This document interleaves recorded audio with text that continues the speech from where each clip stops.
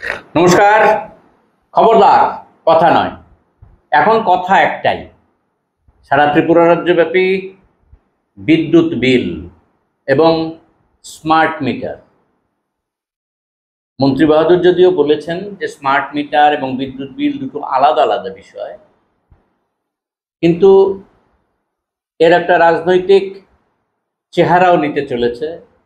আমাদের কাছে স্পষ্ট হচ্ছে কারা বিরোধিতা করছে, কারা পক্ষে আছে। মন্ত্রী বাহাদুর বলেছেন যে সরকারের কথা বলেছেন, যদিও তার দলীয় অফিসে বলেছেন। আমরা ধরে নিচ্ছি না যে তার দল একে সমর্থন করছে বা সমর্থন করছে না। সরকারিভাবে এখনো কিছু বলেননি যদিও, তবে মন্ত্রী বাহাদুর যেহেতু দলীয় অফিসে বসেই তার বক্তব্য রেখেছেন, আমরা সেটাই শুধু উল্লেখ করছি। এই মুহূর্তে বিদ্যুতের বিল যখন ৮২,০০০ টাকা আসে, তখন যদি আপনি ভোক্তা হিসেবে ওই প্রশ্ন তোলেন যে বাম আমলে বিদ্যুতের বিল বেশি এসেছিল, বা এই মুহূর্তে এই আমলে বিদ্যুতের বিল বেশি এলো, এটা কতটুকু গ্রাহ্য হবে মানুষের কাছে? বিদ্যুতের বিল তো বেড়েছে, এটা অস্বীকার করা যাবে না। আমরা যেটা বলতে চাইছি যে এই বিতর্কটা শুধু অর্থহীন হলেই হবে, বা অর্থহীন বলে দিলে উড়িয়ে দিলেই হবে। বিতর্ক তো চলছে, সাধারণ মানুষের পকেটে টান তো পড়েছে। ৭৭ পয়সা বাড়িয়েছেন, সেই সাথে এই রাজ্যের মানুষের যে জীবিকা অর্জনের মাধ্যম অর্থনীতির পরিস্থিতি কি তা কি দেখা হয়েছে? একটা তথ্য মাননীয় মন্ত্রী দিয়েছেন, আমি আপনাদের কাছে সে কথা বলছি। সেই তথ্যে উনি বলছেন যে যারা এই বিদ্যুতের বিল বাড়িয়েছেন, সেই সংস্থা বা সেই কর্পোরেশন রাজ্যের ভোক্তাদের পক্ষ থেকে বক্তব্য আহ্বান করেছিলেন। সেখান থেকে মাত্র ২ জন নাকি এই বক্তব্য রেখেছেন। তাহলে কি ধরে নিয়েছেন বাকিরা সবাই একে সমর্থন করছেন? তাহলে এত প্রতিবাদ হচ্ছে কেন? ১০,২৬,০০০ ভোক্তা আছে ভারত ত্রিপুরা রাজ্যে, তার ভেতরে ২ জন এসে তাদের বক্তব্য রেখেছেন। কি বক্তব্য রেখেছেন তিনি বলেননি, এবং সততার সঙ্গেই মন্ত্রী বাহাদুর কিন্তু কথাটা বলেছেন। কোনো রাগ ঢাক রেখে কথাটা বলেছেন ঘটনাটা না, পেপারে এসেছে, উঠেছে। আমাদের এখন প্রশ্ন যে এটা কোথায় গিয়ে দাঁড়াবে, এই নিয়েই আলোচনা। আজকে আমরা এমন একজনকে আহ্বান জানিয়েছি, আপনাদের অত্যন্ত পরিচিত, যিনি সমস্ত দিকেই খবর রাখেন। আমরা পরবর্তী সময়ে ত্রিপুরা রাজ্যের অন্যান্য সমস্ত অংশের মানুষের কাছে যাওয়ার চেষ্টা করব। সবাইকে যেতে পারবো কিনা জানি না, যাওয়ার চেষ্টা করব। পাশাপাশি রাজনীতিবিদদেরও খবর নেব, কথা নেব, নিয়েওছি কিছু কিছু, আপনাদের দেখিয়েওছি। প্রদীপ্তবাবুর কাছে জানতে চাইবো এই কারণে, কারণ প্রদীপ্তবাবু এই সমাজের বিভিন্ন অংশের খবর তথ্য সহকারে রাখেন। ওনার সঙ্গে কথা হচ্ছিল যে আমরা ধরে নিলাম এটা রাজনীতিই নয়, কিন্তু মানুষের পকেটে টান পড়ার তো একটা ব্যবস্থা, আর এই ব্যবস্থাকে সামনে রেখে যদি রাজনীতি হয়, সেটা ভালো রাজনীতি। তো এই জায়গায় দাঁড়িয়ে বিদ্যুৎ বিল, স্মার্ট মিটার ইত্যাদি বিষয়গুলি নিয়েই আজকে প্রত্যেকের সঙ্গে কথা বলবো। প্রত্যেক সরাসরি চলে যাই আমাদের এই খবরদার কথা নয়, আপনি সময় দিয়েছেন সেই জন্য কৃতজ্ঞতা জানাই। এবং প্রথম যে বিষয়টা আপনার কাছে জানতে চাইছি, সে বিষয়টা হচ্ছে হয়তো অনেক দূর, অনেক জায়গা আপনি কভার করবেন। স্মার্ট মিটার লাগানোতেই লুকিয়েছিল রাজ্যের মানুষের স্মার্ট হবার গোপন রহস্য, অনেকেই বলছেন। আপনি কি বলছেন এবং রহস্যটা কি? প্রথম কথা হচ্ছে, সংবাদপত্র কখনো কখনো বিবেকের ভূমিকা পালন করে রাজ্যে। তো যখন কোনো এরকম নতুন কোনো বিষয় উপস্থাপিত হয় সরকারের তরফে বা প্রশাসনের তরফে, তখন মিডিয়া একটা ভূমিকা রাখে। মিডিয়ার ভূমিকা কি হবে তার উপর নির্ভর করে জনগণের ভূমিকা কি হবে বা নাগরিকের ভূমিকা কি হবে। মধ্যবিত্ত নাগরিকের সঞ্চালন দিয়ে তো আমরা বিচার করি যে জনগণের অবস্থা কি। এখন এই স্মার্ট মিটার সংক্রান্ত বিষয়গুলো নিয়ে এখন একটু নাড়াচাড়া চলছে, আলোচনা চলছে, সেটা নিয়ে মানুষ একটু মানে উত্তেজিত বিষয়টা নিয়ে। কিন্তু মূল বিষয়টা হচ্ছে আসলে স্মার্ট মিটার আগে হচ্ছে বর্ধিত বিদ্যুৎ বিল। আমরা যে বিদ্যুৎ বিল এবার পেয়েছি তাতে দেখা গেছে যে অনেকটাই বেড়ে গেছে, এবং তার মধ্যে দুটো বিষয় আছে, যে একটি ফুয়েল চার্জ আর একটা হচ্ছে সানরিজ।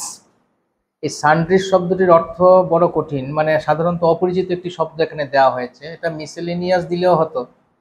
সানরিজ শব্দটির অর্থ যেটা আমি দেখেছি সেটা হচ্ছে যে কি,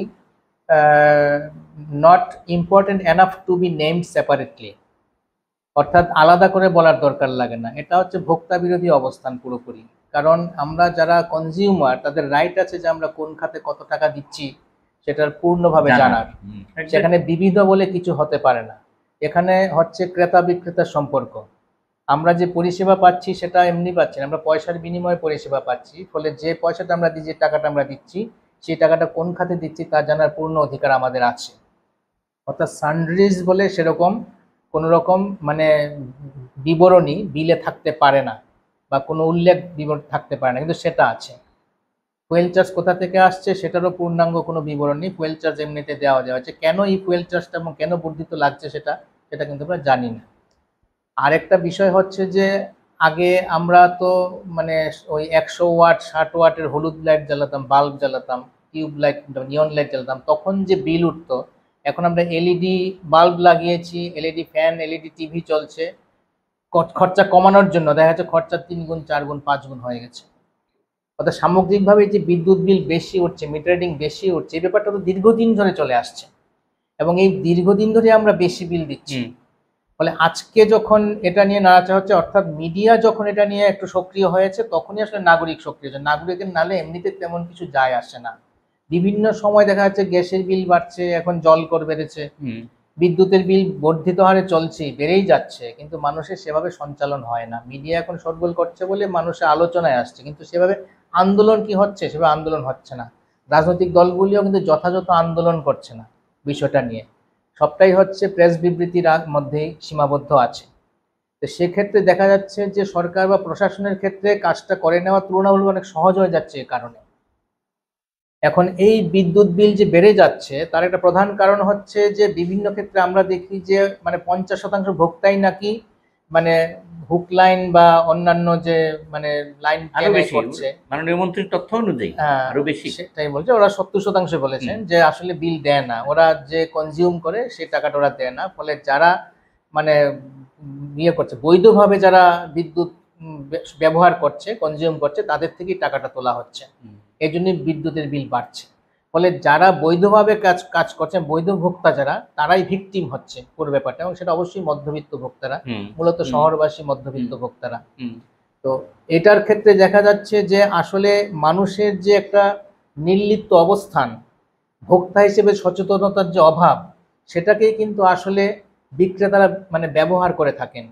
সে সরকারি হোক বা সরকার নিয়ন্ত্রিত কোনো সংস্থাই হোক বা কোনো বেসরকারি সংস্থাই হোক, তারা মূলত আসলে এই যে বৃদ্ধিগুলি ঘটান, তারা কিন্তু সেগুলি অনেকটাই নীরবে ঘটিয়ে ফেলেন।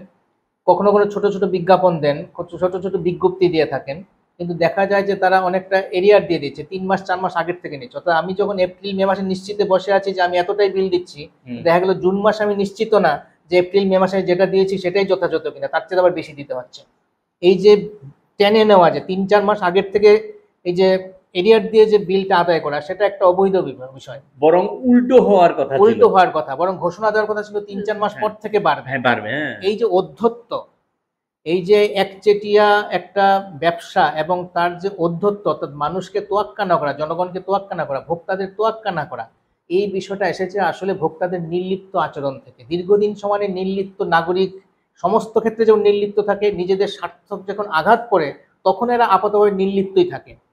এখনো যে খুব বেশি সক্রিয় বিষয়টা তো সেরকম নয়, অসন্তুষ্টি আছে, কিন্তু সেই অসন্তুষ্টি কিন্তু আন্দোলিত হচ্ছে না, সেটা হচ্ছে বড় বিষয়।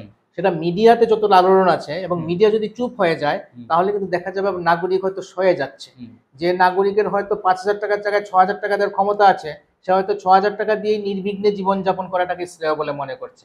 আর আজকে যে পরিস্থিতি আছে, কথা বলার তো রাইট দিন দিন কমে যাচ্ছে, সোশ্যাল মিডিয়াতে কিছু একটা পোস্ট করলেও বারবার ভয় হয় যে এই বুঝিয়ে এসে ধরে নিয়ে যাবে, এরকম একটা পরিস্থিতি আছে, মানে হুমকির মধ্যে আছে মানুষ সামগ্রিকভাবে। ফলে গণতান্ত্রিক যে অবস্থা সেটা তো আর এখন সেভাবে নেই। আগেও কতটা ছিল সেটা নিয়ে সন্দেহ আছে, কিন্তু এখন বাস্তবেই নেই, আমরা প্রত্যক্ষভাবে দেখতে পাচ্ছি। ফলে এই জায়গা থেকে মানুষের একটা ভয় ও ভীতিও কাজ করে। যদি বেশি এটা নিয়ে সক্রিয় হই তাহলে আমাদের মানে কোনো সমস্যা তৈরি হতে পারে কিনা ভবিষ্যতে, সেটা নিয়েও মানুষ শঙ্কিত থাকে। এই জায়গাটা দাঁড়িয়ে এই এই যে মানে ৭৭ পয়সা করে বাড়ানো হলো, তার পরিপ্রেক্ষিতে মন্ত্রী মহোদয় তার কোনো কিছু গোপন না করে তিনি প্রকাশ্যেই বলেছেন যে বিভিন্ন বছরে শতাংশের হিসাব উনি দিয়েছেন, বিভিন্নভাবে দেখানোর চেষ্টা করেছেন বর্তমান বিদ্যুৎ মন্ত্রী। আবার প্রাক্তন বিদ্যুৎ মন্ত্রী বলেছেন সর্বশেষ গড় বিদ্যুতের ইউনিট প্রতি ইউনিটে সর্বোচ্চ গড়ে ৩ টাকা ৯৯ পয়সা হয়েছিল 2018 সাল 2017-তে, মানে 17 সালে হয়েছে লাস্ট, এবং 2018 পর্যন্ত ছিল ওনারা ক্ষমতায় থাকা পর্যন্ত। এখন 7 এখন টাকা 7 টাকা 92 পয়সা পর্যন্ত। এই যে বাড়তি যে ব্যাপারটা, এটা কি মানুষের উপর তো চাপ বাড়বেই, কোনো সন্দেহ নেই। এই জায়গাটা মন্ত্রী মহোদয় তো ব্যাখ্যা করলেন না। উনি পার্সেন্টেজের হিসাব টিসাব দিয়েছেন এবং সততার সঙ্গেই দিয়েছেন। প্রাক্তন বিদ্যুৎ মন্ত্রী আরেকটা কথা বলছেন যে আগে উদ্বৃত্ত ছিল 300 কোটি টাকা। 2018-তে যখন বামফ্রন্ট সরকারের যখন পতন হলো তখন ভান্ডারে ছিল 300 কোটি টাকা উদ্বৃত্ত ছিল ইলেকট্রিসিটি কর্পোরেশনের। এখন নাকি 800 কোটি টাকার মতো ঘাটতি হয়ে গেছে। 700 থেকে 1000 কোটি টাকা। 700 থেকে 1000 কোটি টাকা, মানে এরকমই অনেক রকম বলছে। আমি শুনেছি 800 কোটি টাকার মতো নাকি ঘাটতি হয়ে গেছে। হ্যাঁ, এটাই আমরাও শুনছি। হ্যাঁ, এটা বলা হয়েছে। অর্থাৎ তাহলে বিষয়টা কি হচ্ছে, তাহলে খরচা হচ্ছে, আয় হচ্ছে না, সেরকম ব্যাপারটা দাঁড়িয়েছে। ওই যে প্রথম থেকে যে কথাটা হচ্ছে যে আসলে 50 থেকে 70% ভোক্তা ইসে দেন না, মানে বিদ্যুৎ বিল দেন না, মানে বিভিন্ন জায়গায় দেখা যাচ্ছে যে হুক লাইন টানা হচ্ছে, সেই হুক লাইনের বিরুদ্ধে ব্যবস্থা সেভাবে নেওয়া হচ্ছে না। বা যে কৃষি ক্ষেত্রে যে মানে মোটর চালানো হচ্ছে, বেশিরভাগ ক্ষেত্রে মোটরগুলি সাধারণত হুক লাইন টেনে মোটর চালানো হচ্ছে এবং তার কোনো বিল দেওয়া হয় না। অনেকেই মিটার রিডিং এ গড়বড় করে থাকেন, মানে সেরকম ভাবে নাকি ব্যবস্থা করে থাকেন যারা মিটার রিডারের সঙ্গে সেভাবে দেন না। স্মার্ট মিটার নিয়েও যে প্রশ্নটা আসছে বারবার, যে উদ্বৃত্ত বেশি পরিমাণে যে বিল আসছে, আজকে গতকাল বা পরশুদিন বলেছেন বর্তমান বিদ্যুৎ মন্ত্রী যে আসলে পুরনো যে মিটার ছিল সেই মিটারের রিডিং এ ফাঁকি দেওয়া হয়েছে বলে সেটা নাকি যুক্ত হয়ে গেছে নতুন স্মার্ট মিটারে, ওই জন্য নাকি স্মার্ট মিটারে 82,000 টাকা না কত হাজার টাকা বিল এসছে। সেটা অ্যাকচুয়ালি প্রকৃত সত্যটা আমরা জানি না, এটা আমরা দেখেছি। ধরুন এটা হলো, এই ঘটনাটা হলো, এটা তদন্তের মাধ্যমেই হয়েছে। এখন আপনিও যে কথাটা বললেন বা মাননীয় মন্ত্রী মহোদয় যে কথাটা বললেন যে 40-42% মানুষ টাকা দেয় এবং এটা আগরতলা শহরের মানুষই বেশি দিয়ে থাকেন, আগরতলা শহরতলি। তাহলে এই কোয়ারিটা তখন হলো না কেন যে কারা বিল দেয় না বা তাদের বিরুদ্ধে ব্যবস্থা নেওয়া? এই বিষয়টার মধ্যে কি হয়, গ্রামাঞ্চলে একটা মানে খুব মানে একটা রাজনীতি চলে সবসময় না। এই যে অর্থনৈতিক সমস্যাটা যে কর্পোরেশনের ক্ষেত্রে হলো, তাদের যে আয় ব্যয়ের হিসাবে একটা বিরাট ফারাক দেখা দিল, তাদের যে লসে রান করতে হচ্ছে, এর দায়টা তাহলে শহরের, আগরতলা শহরের মানুষ যে বা শহরের যারা দিচ্ছেন, টাকা দিচ্ছেন, নিয়মিত বিল দিচ্ছেন, তাদের উপর বর্তাবে। ব্যাপারটা কি হয়, মাথা ব্যথা হলে মাথা কেটে বাদ দেওয়ার তো বিষয় চলে আসছে না। আসল কথা হচ্ছে যে দুর্নীতি হচ্ছে, ব্যাপক পরিমাণে দুর্নীতি, যে প্রশাসনের উচ্চ স্তরে, মাঝারি স্তরে, নিম্ন স্তরে সমস্ত ক্ষেত্রে হচ্ছে। উচ্চ স্তরের দুর্নীতি মানে একদম পুকুর চুরি করার দুর্নীতি হচ্ছে, সেগুলির বিরুদ্ধে ব্যবস্থা নেওয়া হয় না, কারণ শস্যের মধ্যে ভূত থাকে। এবং সেই দুর্নীতিগুলির জন্য যে টাকা বেড়ে যাচ্ছে সেটা সামাল দেওয়ার জন্য আমাদের উপর কোপ বসানো হচ্ছে, সাধারণ মধ্যবিত্তের উপর কোপ বসানো হচ্ছে। এবং সবচেয়ে বড় কথা এই যে দুর্নীতিগুলো বিভিন্ন সময় বলা হয়ে থাকে, কিন্তু স্পেসিফিকলি সুনির্দিষ্টভাবে কি দুর্নীতি হচ্ছে, কোথায় দুর্নীতি হচ্ছে, সেটা নিয়ে কিন্তু দায়িত্ব ছিল আসলে বিরোধী রাজনৈতিক দলের। সেটা নিয়ে সুনির্দিষ্ট তথ্য নিয়ে কিন্তু আসলে আন্দোলনে নামা, কিন্তু সেটা কিন্তু বাস্তবে হচ্ছে না। আমরা বিভিন্ন সময় প্রশাসন এবং সরকারের ক্ষেত্রে আমরা দুর্নীতির বিভিন্ন খবর পাই, বিধায়ক মন্ত্রীদেরও দুর্নীতির অভিযোগ ওঠে, কিন্তু বাস্তবে দেখা যায় কিছুদিন পরে কিন্তু সেটা ধামাচাপা হয়ে যাচ্ছে।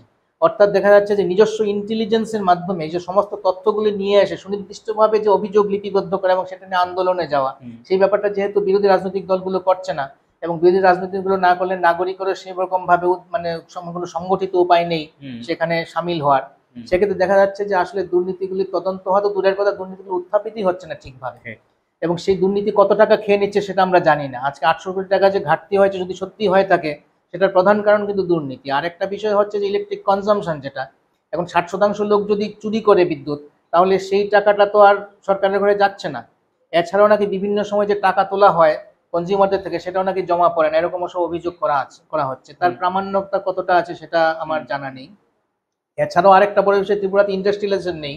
এখন বলা হচ্ছে মনারচকের যে টোটাল যে ক্যাপাসিটি ছিল তার মাত্র 20%, মানে 20 মেগাওয়াট মাত্র উৎপাদন হচ্ছে 100 মেগাওয়াটের জায়গায়।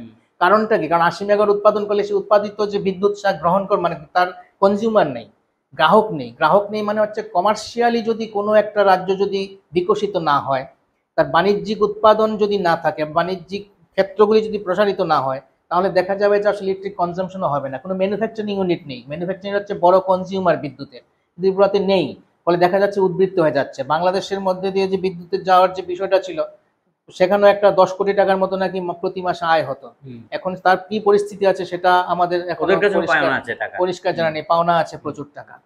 তো এর কারণে দেখা যাচ্ছে কি আসলে যে ক্যাপাসিটি আছে সেটাই উৎপাদিত হচ্ছে না, সেই বিদ্যুৎ উৎপাদন করা যাচ্ছে না, কারণ কনজিউমার নেই, ক্রেতা নেই।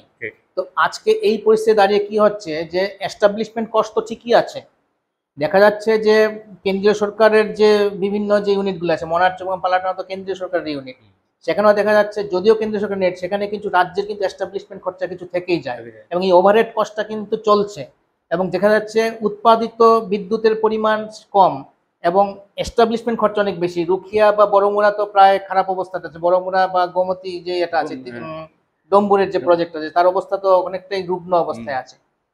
কিন্তু এস্টাবলিশমেন্ট কিন্তু এখনো আছে, এবং তার একটা ধারাবাহিক খরচা, রেকারিং এক্সপেন্ডিচার আছে। এই ধারাবাহিক খরচাটা কিন্তু সামাল দেওয়ার জন্য দেখা যাচ্ছে যে আসলে ওই টাকাটা তুলতেই হচ্ছে। ঠিক, আপনি যে টাকাটাই এসেছেন, এই যে টাকা তোলার ব্যাপার বা ইত্যাদি ব্যাপার, যে জায়গাটায় বলা হচ্ছে, আপনিও শুনেছেন মন্ত্রী মহোদয় একটা ভালো প্রেস কনফারেন্স করেছেন। আমাদের কাছে অনেক বিষয় আমাদের জানা ছিল না, উনি প্রকাশ করে দিয়েছেন। পাশাপাশি তাকে সামনে রেখে প্রশ্নটা করা, সেটা হচ্ছে উনি বলছেন যে ডলারের দাম, টাকা এবং ডলারের দাম, যেটা 54 টাকা ছিল 2014-তে, এখন সেটা 87 টাকা গিয়ে দাঁড়িয়েছে। এই ডলারের দাম বৃদ্ধি, ডলারের সঙ্গে এত পার্থক্য, এই টাকা এবং এই যে বিদেশের থেকে এই যে গ্যাসের দাম বিদেশে বেড়ে যাওয়ার পরিপ্রেক্ষিতে, এইটাও কিন্তু এখানে এফেক্ট হচ্ছে ওনার বক্তব্যে। কিন্তু আমাদের সাধারণ মানুষ, আমরা যতটুকু ঘুরেছি, সাধারণ মানুষ যারা লেখাপড়া জানেন তারা স্পষ্টই প্রশ্ন তুলছেন, এই গ্যাস তো আর বিদেশ থেকে আসছে না, আমাদের এই রাজ্যেরই গ্যাস। তাহলে আমাদের এখানে ফুয়েল চার্জ বৃদ্ধি কেন? কোন জায়গায়, কোন ফুয়েলের জন্য আমরা অতিরিক্ত টাকা দিচ্ছি? সেই বিষয়ে ব্যাখ্যা কি দেওয়া হয়েছে? সেটা তো দেওয়া হয়নি, অ্যাকচুয়ালি সেই ব্যাপারটা দেওয়া হয়নি। এবং ওই জায়গায় তো বলেছেন যে বিদেশে থেকে আসতে দাম বাড়িয়ে, সেটা লিঙ্কটা কি, সেটা মানে যুক্তিটা কি? আন্তর্জাতিক বাজারে গ্যাস এবং মানে তেলের দাম যদি বেড়ে যায়, তাহলে আমাদের এখানে সেটা এফেক্ট কিভাবে হচ্ছে তার সার্বিক ব্যাখ্যা তো নেই। ফলে সেই সার্বিক ব্যাখ্যা না পেলে আমাদের তো এই প্রশ্ন থাকবেই যে আমাদের যে গ্যাস উৎপাদিত হচ্ছে সেই গ্যাস উৎপাদনের খরচাটা বাড়লো কিভাবে বাড়লো, এবং আপনারা যে 400 বা 500 টাকা ধরেছেন পার ভোক্তা, সেটা কিভাবে ধরেছেন যে এই 400 টাকা 500 টাকা পার ভোক্তা, মানে এই যে ত্রিপুরার যে মোট ভোক্তার পরিমাণ কত, 10 লক্ষ যাবে, তো প্রত্যেকে 400 টাকা করে দেবে, বা কত করে দিচ্ছে এক্সাক্ট ফিগারটা আমার এখন মনে নেই, এরকম কাছাকাছি একটা ফিগার 433 টাকা বা কিছু একটা বোধহয় আছে। তো এখন প্রতি ভোক্তা পিছু যদি এই টাকাটা নেওয়া হয়, এই টাকাটা নেওয়ার মোট কত টাকা নেওয়া হচ্ছে টোটাল, এবং এই টাকাটা কেন নেওয়া হচ্ছে, কিভাবে এই ঘাটতিটা পূরণ করা হচ্ছে, ঘাটতিটা কোথায় হয়েছে, কেন হয়েছে, এই ব্যাপারে যদি সার্বিকভাবে না বলা হয়, ভোক্তাদের প্রশ্ন করার রাইট আছে এবং জানার অধিকার আছে যে এটা মানে কিভাবে নেওয়া হচ্ছে। এবং এই কিন্তু আমরা কিন্তু বাধ্য হচ্ছি যে টাকাটা আমাদের দিতে হবে। এই যে একতরফা যে সমস্ত কিছু আইন, একদিকে যারা বিদ্যুৎ চুরি করছে তাদেরকে ছাড় দেওয়া হচ্ছে, আর যারা বৈধ ভোক্তা তাদের কিন্তু একতরফা আইনের মাধ্যমে তাদের থেকে কিন্তু টাকাটা তুলে নেওয়া হচ্ছে। যে প্রশ্ন যাই হোক, আগে পয়সা দিয়ে দাও, টাকা দিয়ে দাও, তারপরে কথা বলা, কারণ কথা বললেও তার উত্তর কি আসবে সেটাও আমরা নিশ্চিত নই। এই হচ্ছে সার্বিকভাবে পরিস্থিতি। ঠিক, আপনাদের একটা মানে বিষয় পরিষ্কার করে দিই, 2005 সালের 1 জানুয়ারিতে কর্পোরেশন করার জন্য কেন্দ্রীয় সরকার ত্রিপুরা রাজ্যকে বলেছিল এবং করতে বাধ্য করা হয়েছিল। সেটা হচ্ছে প্রাক্তন বিদ্যুৎ মন্ত্রীর দাবি। সেটা যদিও বলা হচ্ছে ইউপিএ 1-এর সময়, আসলে ঘটনাটা হচ্ছে এই বিদ্যুৎ বিল যার উপর ভিত্তি করে এই কর্পোরেশন করার চিন্তা এবং বাধ্যতামূলক করা হচ্ছে, সেটা কিন্তু পাস হয়েছিল 2003 সালে। 2003 সালে কিন্তু কেন্দ্রীয় সরকারের নেতৃত্বে ছিলেন অটল বিহারী বাজপেয়ী প্রধানমন্ত্রী ছিলেন। এই বিষয়টা কিন্তু পরিষ্কার হওয়া দরকার যে এই ঘটনাটা কিন্তু শুরু হয়েছে তখন থেকেই। আমরা যারা প্রায় প্রান্তিক অঞ্চলে যে বসবাস করা মানুষ যেখানে বেশি ত্রিপুরা রাজ্যে, সেই জায়গায় দাঁড়িয়ে এই বিদ্যুৎ বিল প্রয়োগ করার ক্ষেত্রে কতটা আমরা অত্যন্ত গুরুত্বপূর্ণ ভূমিকা নিলাম সাধারণ মানুষের দিকে তাকিয়ে। প্রথম আপনার কাছে যেটা জানতে চাইছি সেটা হচ্ছে যে আমাদের এখানে প্রান্তিক অংশের মানুষ আছে, পাহাড়ে বসবাস করছে, ইন্টেরিয়ারে মানুষ আছে, অনেক জায়গায় একবার বিদ্যুৎ গেলে ২-৩ মাস বিদ্যুৎ আসছে না। এই যেখানে পরিকাঠামো, এই যেখানে পরিষেবার চেহারা, আগরতলা শহরেও কোনো কোনো সময় দেখা যাচ্ছে ৬ ঘন্টা ৭ ঘন্টা বিদ্যুৎ চলে গেলে পাচ্ছে না কেউ। এই যে পরিষেবার ক্ষেত্রে এই জায়গায় এই বিদ্যুতের দাম বাড়ানোটা কতটা নৈতিকভাবে সঠিক? প্রথম কথা হচ্ছে যে আসলে তো বেসরকারীকরণের দিকে যাওয়া হচ্ছে, পূর্ণাঙ্গ বেসরকারীকরণের দিকে যাওয়া হচ্ছে। তার জন্য এগুলি মানে ধাপে ধাপে এই কাজটা করা হচ্ছে।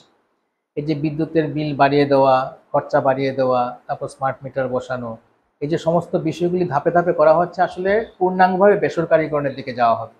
এই জন্য কি হয়, স্টাফও কমিয়ে দেওয়া হচ্ছে। এই বাড়ি বাড়ি যে মিটার রিডিং এর জন্য যে ছেলেরা নিযুক্ত ছিল তাদের চাকরি চলে যাবে স্মার্ট মিটার আসার পর, এবং ২ মাস বিদ্যুৎ ধরে আর যাচ্ছে দপ্তরেও না।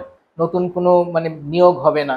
এভাবে আস্তে আস্তে পুরোটাই দেওয়া হবে। এমনিতেই তো বেসরকারি হাতে দিয়ে দেওয়া হয়েছে। এই যে রিপেয়ারিং মেনটেন্যান্সের কাজগুলো এখন করে বেসরকারি কোম্পানিগুলো, এবং খুবই অল্প বেতনে কাজ দেওয়া হয়, খুব রিস্কি কাজ এবং অত্যন্ত ঝুঁকিপূর্ণ কাজ দেখা যাচ্ছে যে এই ছেলেরা মানে যারা কাজ করছে, স্টাফ যারা আছে ওরা করছে, এবং তাদের জীবনে কোনো নিরাপত্তাও নেই। এবং হুম। দুদিন পর পর শোনা যায় যে কেউ কেউ হয়তো দুর্ঘটনায় আহত বা নিহত হয়েছেন, কিন্তু তাদের কি নিরাপত্তা আছে এবং তাদের পারিবারিক নিরাপত্তা কি আছে সেটা আমরা তাদের জানি সেরকম না। ট্রেনিংও নেই। তো এইরকম একটা অবস্থার মধ্যে আছে, এবং দেখা যাচ্ছে যে খুব অল্প লোক দিয়ে প্রচুর কাজ করানো হচ্ছে, ফলে যথাযথ সময় যথাযথ পরিষেবাও পাওয়া যাচ্ছে না। এবং এই অবস্থায় বেসরকারীকরণ করতে গেলে আসলে এমন কতগুলি পন্থা পদ্ধতি নিতে হবে হুম, যাতে কি হয়, অল্প লোক দিয়ে কাজটা করা যাবে এবং প্রচুর পরিমাণে মুনাফা তুলে নেওয়া যাবে। হুম, আজকে যে ক্যাপিটালিস্ট সিস্টেম আছে তাদের সবসময় দেখা যাচ্ছে যে মুনাফাযুক্ত হয় বলেই সব জিনিসের দাম বেড়ে যায়। চাহিদা ভিত্তিক উৎপাদন ব্যবস্থা তো নেই, সেই সমাজতন্ত্রীকরণ হয়নি। ফলে ক্যাপিটালিস্ট ইকোনমি বা ধনতান্ত্রিক হুম, ব্যবস্থা সবসময় মুনাফাযুক্ত হয়। এই যে আমরা বলে যাই যে দাম বেড়ে গেছে, খরচা বেড়ে গেছে, উৎপাদন খরচা বেড়ে গেছে। এই যে খরচা বেড়ে যাওয়া মানে কি, আসলে মুনাফা ম্যাক্সিমাইজ করতে গিয়েই তো এই খরচাটা বেড়ে যাচ্ছে। কারণ আমাদেরই সম্পদ, আমাদের প্রাকৃতিক সম্পদ ব্যবহার করে, আমাদের শ্রম ব্যবহার করে আমরা একটা উৎপাদন করছি, সৃষ্টি করছি এবং সেটা আমরা ব্যবহার করছি। ফলে চাহিদা ভিত্তিক বিলি বন্টন ব্যবস্থা যদি থাকতো হুম, তাহলে কিন্তু এই উদ্বৃত্ত যে আনার ব্যাপারটা থাকতো না। যেখানে উদ্বৃত্ত আনার ব্যাপারটা, যে সরকারি হোক বেসরকারি হোক, সেখানে কিন্তু দেখা যাচ্ছে যে আসলে দাম বেড়ে যাচ্ছে, হুম, এবং আমরা আস্তে আস্তে জাস্টিফাইড করে নিয়েছি পুরো হুম, ব্যাপারটাকে। হুম, আমরা সাধারণ মানুষ এই পার্থক্যটাই বুঝি না যে মুনাফা ভিত্তিক উৎপাদন ব্যবস্থার সঙ্গে চাহিদা ভিত্তিক উৎপাদন ব্যবস্থার তফাৎটা কি। ঠিক। তাত্ত্বিক বিষয় হয়ে যাচ্ছে, আমি যাবো না এটার মধ্যে, কিন্তু মূল ব্যাপারটা হচ্ছে আসলে লুকিয়ে ওই জায়গাতেই। হুম, এই যে বারবার বলা হচ্ছে যে প্রোডাকশন কস্ট বেড়ে যাচ্ছে, ফুয়েল চার্জ বেড়ে যাচ্ছে, এই চার্জ বেড়ে যাচ্ছে মানে কি, আসলে হচ্ছে আমাদেরই তো প্রাকৃতিক সম্পদ, আমাদের মাটির নিচে সম্পদ ব্যবহার করে, আমাদের টেকনোলজি ব্যবহার করে, আমাদের শ্রম ব্যবহার করে আমরা করছি। হুম, তার মধ্যে বেড়ে যাচ্ছে কোথায়? ঠিক।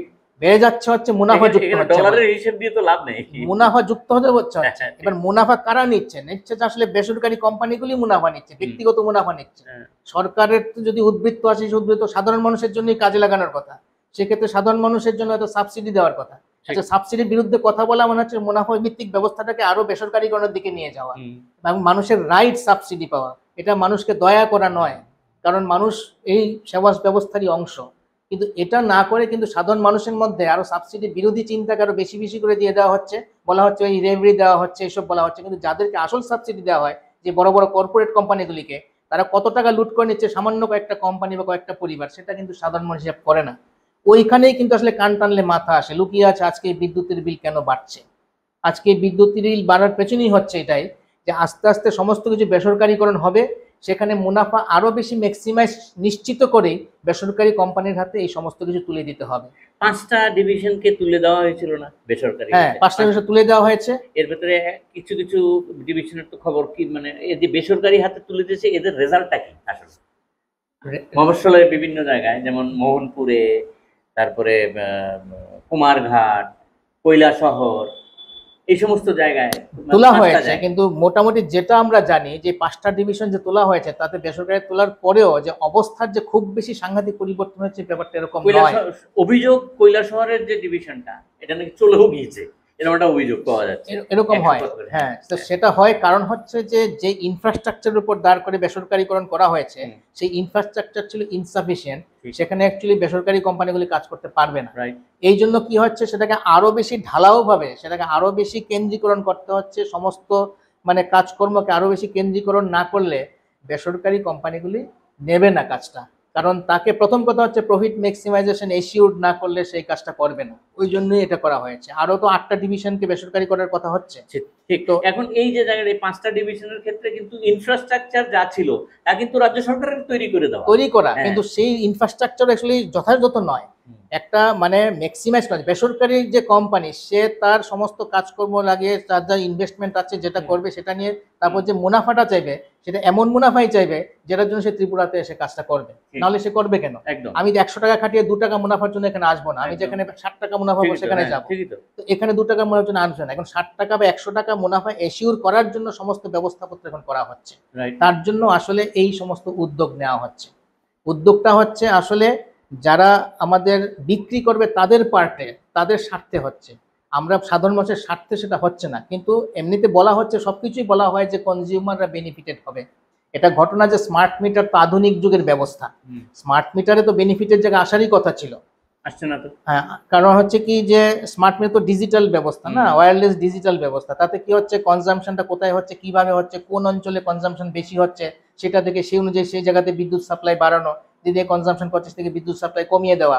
এইভাবে কি হয়, নিয়ন্ত্রণ করা সম্ভব, পুরো সিস্টেমটাকে রেগুলেট করা সম্ভব স্মার্ট মিটারে, কারণ সমস্ত ডিজিটাল ইনফরমেশন চলে যাচ্ছে। যেমন রামনগর অঞ্চলে বিদ্যুৎ কনজাম্পশন বেশি হচ্ছে, ধলেশ্বরে কম হচ্ছে, তাহলে ধলেশ্বরে সাপ্লাই কমিয়ে রামনগরে বাড়াতে রামনগর ভোল্টেজ পাবে, নাহলে দুদিকে যদি সমানভাবে দেওয়া হয় তাহলে রামনগরে ভোল্টেজ আসবে না। এই যে সমস্ত বিষয়গুলি যাচাই করা, নির্ণয় করা, এই ব্যাপারগুলি স্মার্ট মিটার আসলে অনায়াসে হবে। কনজিউমার অ্যাকচুয়ালি বেনিফিটেড হওয়ার কথা, কারণ স্মার্ট মিটার আসলে পরে কি হচ্ছে যে আমি বুঝতে পারছি যে আমার কোন খাতে কতটা বিদ্যুৎ খরচা হচ্ছে, আমি বুঝতে পারছি প্রতিদিন আমার বিদ্যুৎ খরচা কি হচ্ছে, আমি কমাতে বাড়াতে পারবো। এসি চালাচ্ছে, 2খানা এসি চলছে, 1খানা এসি চালিয়ে 1খানা এসি কমিয়ে দিয়ে কনজাম্পশন। স্মার্ট মিটার তো কনজাম্পশনের বিষয়টাও দেখবে, আর্থিক বিষয়টাও দেখবে। একটা এই জায়গায় একটা ছোট্ট একটা প্রশ্ন করে আমাদের অনুষ্ঠানের শেষের দিকে চলে এসেছি। এই যে আপনি যে কনজাম্পশনের বিষয়টা বললেন, যে একটা জায়গায় কম হলে স্মার্ট মিটার বলে দেবে, ওই জায়গায় তুমি সমান সমান আনার চেষ্টা করো, তাহলে দুই পক্ষই সুবিধা পাবে। এই যে পয়সা পাওয়ার ক্ষেত্রে, যেখানে পয়সা আমি পাচ্ছি না, স্মার্ট মিটার কি সেটাই বলে দিচ্ছে যেখান থেকে পাওয়া যাচ্ছে, যেখানে পাচ্ছ না সেই টাকাটা ওই জায়গা থেকে তুলে নাও? প্রথম কথা হচ্ছে বিদ্যুতের বিল যদি বেড়ে যায়, সে এখন যে মিটার আছে বিল পাচ্ছেই না, ইলেকট্রনিক মিটার হোক স্মার্ট মিটার হোক, যারা ভোক্তা তাদেরকে আরো বেশি বেশি করে দিতে হবে। প্রথম কথা হচ্ছে এটা। এখন এমনি তো সাধারণ মানুষ এখন সাবধানী ইলেকট্রিসিটি কনজিউম করে, সবসময় সাবধানেই থাকে। তারপরেও কি হচ্ছে, অত্যাধিক গরমের জন্য তো এসি চালাতে হচ্ছে। এখন অনেকগুলি বাধ্যবাধকতার মধ্যে এসে গেছি। 20 বছর আগে এসি যারা চালাতো না, এখন এসি ছাড়া থাকতে পারে না, সেক্ষেত্রে খরচা বেড়ে যাচ্ছে, সে তো অবশ্যই বাড়ছে। সেই জন্য যাদের আয় যেরকম সেই অনুযায়ী ওরা ব্যবস্থা নিচ্ছে। এই অ্যাব্রাপ্টলি বাড়ার কারণ মানে কি মনে হয়, এই যে টাকাটা হঠাৎ করে বাড়ছে, তো আসলে বিদ্যুতের বিল তো স্ল্যাবে বেড়ে গেছে না অনেকখানি, মানে ইউনিট অনুযায়ী বিদ্যুতের বিল অনেক বেড়ে যাচ্ছে, ইউনিট কনজাম্পশন বেড়ে যাচ্ছে, ফলে আলটিমেটলি বিলটা অনেক বেশি দেখাচ্ছে, অনেক বড় বিল দেখাচ্ছে সেখানে। তো এখন স্মার্ট মিটার আসলেও বিল বেশি দিতে হবে, বর্তমান যে বিল আছে তাতেও বিল বেশি দিতে হবে, সাবসিডিটাও কমে গেছে। এখন কতগুলি ইভিএম মেশিনের, যেমন বলা হয় যে ইভিএম এর মধ্যে নানা রকম করা যায়, মানে কি বলে, মানে জালিয়াতি করা যায়, এরকম একটা অভিযোগের স্মার্ট মিটারও করা যায়, কিন্তু এগুলো কোনো প্রমাণ নেই। এখনো পর্যন্ত প্রমাণ যে হয়নি তার উপর দাঁড়িয়ে আমরা কথা বলতে পারবো না। সবগুলি অভিযোগের স্তরে আছে, সব অভিযোগের স্তরে আছে। কিন্তু যথাযথ ব্যবহার হতে স্মার্ট মিটার তো একটা আধুনিক ব্যবস্থা, সেটা দুপক্ষেরই সুবিধাজনক ব্যবস্থা হওয়ার কথা ছিল। কিন্তু আমাদের মূল দাবিটা হওয়া উচিত আসলে এই যে উদ্বৃত্ত আমরা দিচ্ছি, এত যে বিল দিচ্ছি, তার ব্রেকআপটা কি, কেন দিচ্ছি আমরা, আমাদের কেন বেশি দিতে হবে। ত্রিপুরা যে 10 লক্ষ ভোক্তা যদি থেকে থাকে এবং সবাই মিলে যদি বিদ্যুৎ কনজিউম করে, ঠিক কতটা বিদ্যুৎ কনজিউম করবে এবং তার জন্য কত খরচা হবে, এবং সেই খরচা মেটানোর জন্য পার গ্রাহক কতটা বিদ্যুতের বিল মানে দিতে পারে, এর কোনো স্বচ্ছতা নেই। এই স্বচ্ছতা নিয়ে ভোক্তাদের প্রশ্ন করা উচিত, রাজনৈতিক দলগুলি আন্দোলনে নামা উচিত, পরিষ্কারভাবে থাকা উচিত যে বিভিন্ন যে মানে বিদ্যুৎ উৎপাদন কেন্দ্রগুলিতে ঠিক কত খরচা হচ্ছে, তার থেকে কত দিয়ে বিদ্যুৎ রাজ্য সরকার কিনছে, কিংবা রাজ্যের নিজস্ব যে বিদ্যুৎ কেন্দ্রগুলি সেখান থেকে কি পরিমাণ বিদ্যুৎ উৎপাদন হচ্ছে, তার বিদ্যুৎ উৎপাদন খরচা কত, ঠিক তো এই উৎপাদন খরচা দিয়ে তারপর তার যে বিভিন্ন যে সিস্টেম চালানোর জন্য যে কর্মী বাহিনী আছে তাদের বেতন দিয়ে সমস্ত উৎপাদন খরচা কত যাচ্ছে, এবং সাধারণ মানুষ কত টাকা দিচ্ছে, কত মানুষ টাকা দিচ্ছে, কত টাকা দিচ্ছে না, যারা টাকা দিচ্ছে তাদের থেকে টাকা আদায়ের জন্য কি ব্যবস্থা করা হয়েছে, কি ব্যবস্থা করা হবে, এবং আমরা কেন এত বেশি দেব, এই সমস্ত কিছু যদি স্বচ্ছতার সঙ্গে যদি না আনা হয় তাহলে কিন্তু সাধারণ মানুষ ভিকটিম থাকবে, এবং মানুষ যদি আন্দোলনে না যায় প্রকৃত অর্থে শুধুমাত্র ক্ষোভ নিয়ে ঘরে বসে থাকে তাহলে এই সমস্যার সমাধান হবে না। আমরা আরো বেশি করে কিন্তু এই প্রবল চাপের মধ্যে পড়ব একদম। এবং আগামী দিনে বেসরকারীকরণ হবে, সেখানে আরো বেশি চাপের মধ্যে আমরা পড়ব। কারণ সরকারের ক্ষেত্রে যদিও বা ন্যূনতম দায়বদ্ধতা থাকে, একটা সাংবাদিক সম্মেলন তো করতে হয়, এবং বেসরকারি যখন প্রতিষ্ঠান আসবে তাদের কিন্তু এই দায়ও থাকবে না। এরা কিন্তু আরো বেশি একচেটিয়া ভাবেই বিজনেসটা করবে। এখানে কোনো কম্পিটিটরও নেই, চারটে কোম্পানিও নেই যে আমরা একটা বাছাই করে নেব কার থেকে বিদ্যুৎ নেব। আমরা নির্দিষ্টভাবে বাধ্য বিদ্যুৎ একটা অবশ্যই আমাদের নিতে হবে। সেক্ষেত্রে আগামী দিন আমরা যদি আরো বেশি করে মুভ না করি বিষয়টা নিয়ে, শুধু যদি আলোচনার মধ্যে সীমাবদ্ধ থাকি, তাহলে কিন্তু আমরা এই সমস্যার সমাধান করতে পারবো না এবং ভবিষ্যতে আরো বড় সমস্যার মুখোমুখি হব। একদম। এই জায়গার ক্ষেত্রে কর্পোরেশনের, ত্রিপুরা যে ইলেকট্রিসিটি কর্পোরেশনের কথা বলছি, তারা ত্রিপুরা স্টেট ইলেকট্রিসিটি বোর্ড, যেটা এদের এই জায়গাটায় কেউ কেউ বলার চেষ্টা করেন যে সরকারের কিছু করার নেই, এটা তো কর্পোরেশন ঠিক করেন। আমি একটু মনে করে দিই, এই কর্পোরেশনের যে শেয়ারের ভাগ, 100% শেয়ারের ভাগ কিন্তু রাজ্য সরকারের। কিছুই করার নেই ঘটনাটা তা না। রাজ্য সরকারের যারা 60 জন এমএলএ আছেন, তারা সবাই মিলে ভাবুন আমাদের এই রাজ্যের অর্থনৈতিক পরিস্থিতি কেমন। সব কিছু ভেবে এই 77 পয়সা বাড়িয়েছেন, দেখতে মনে হচ্ছে খুব ছোট ঘটনা, ঘটনাটা তা না। প্রশ্ন তুলুন, আপনারা নিজেরাই নিজেদের প্রশ্ন তুলুন। এই 60 জন এমএলএ তারা নিজেরাই নিজেদের প্রশ্ন তুলুন যে আগে যা বিল আসতো, স্মার্ট মিটার বাড়ার পরে সেই বিল বাড়ছে কেন? 77 পয়সার হিসেবেই কি বিল বাড়ছে? তো গড় বাড়িয়েছেন। সবাই কি সেই দিক থেকে সন্তুষ্ট? কারণ রাজনীতিটা তো আপনারাই করবেন, আমরা তো ভোক্তা, ভুক্তভোগী তো আমরা। আজকে এটুকুই থাক। আমাদের খবরদার কথা নয় পক্ষ থেকে আমরা প্রদীপ্তবাবুকে আজকের এই অনুষ্ঠানে যোগ দেওয়ার জন্য আবার ধন্যবাদ জানাই। সেই সাথে আমাদের সহযোগিতা করেছেন ক্যামেরায় করণ রাজ দেববর্মন, আজকে ভুল বলিনি, করণ রাজ দেববর্মন সহযোগিতা করেছেন, তাকে কৃতজ্ঞতা জানাই। প্রত্যেকের পক্ষ থেকে আপনাদের আবার আন্তরিক শুভেচ্ছা জানিয়ে আজকের অনুষ্ঠান শেষ করছি। সবাই ভালো থাকবেন, সুস্থ থাকবেন, সকলকে নমস্কার।